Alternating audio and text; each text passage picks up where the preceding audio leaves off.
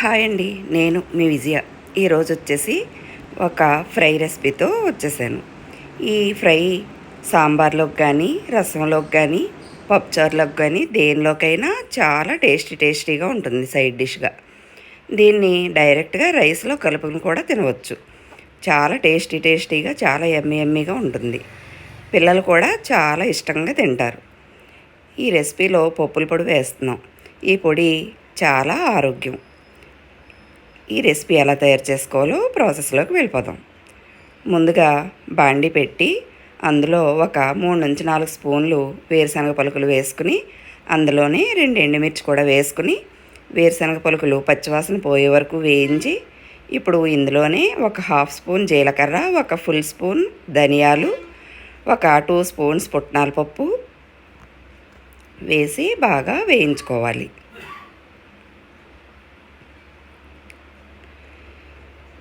ఈ పోపు బాగా వేగితేనే కర్రీ టేస్ట్గా ఉంటుంది. ఇందులోనే ఒక 6 నుంచి 8 వెల్లుల్లి రెమ్మలు కూడా వేసుకుని వేయించుకుని డిష్ అవుట్ చేసుకోవాలి.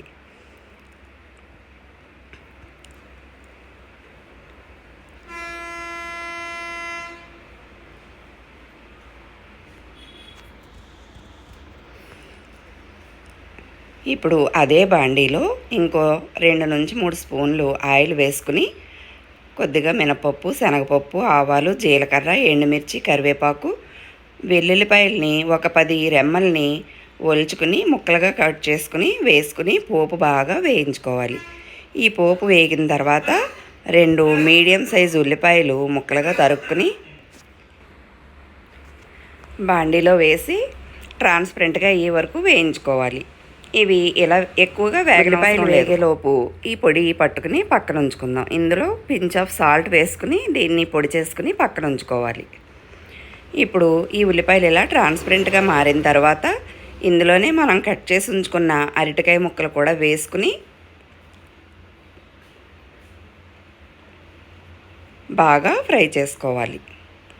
ఇవి బాగా ఫ్రై అయిన తర్వాత ఉల్లిపాయలు, అరటికాయ ముక్కలు కలిపి బాగా ఫ్రై అవ్వాలి.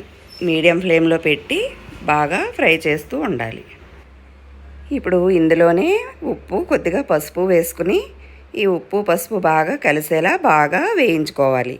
ఇలా మధ్యలో కలుపుకుంటూ బాగా దోరగా వేగేలా వేయించుకోవాలి. అరటికాయ ఎంత దోరగా వేగితే ఈ కర్రీ అంత టేస్ట్గా ఉంటుంది.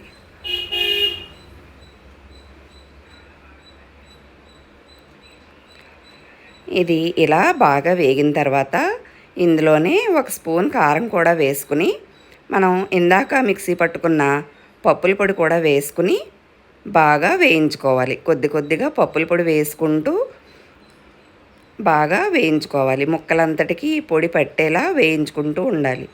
ఇందులో కొద్దిగా ఆయిల్ ఎక్కువగానే పడుతుంది.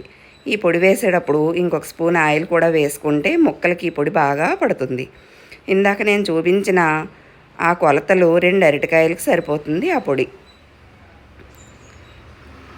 ఇలా వేయించుకుంటూ ఈ పొడంతా ముక్కలకు పట్టే వరకు బాగా వేయించుకోవాలి.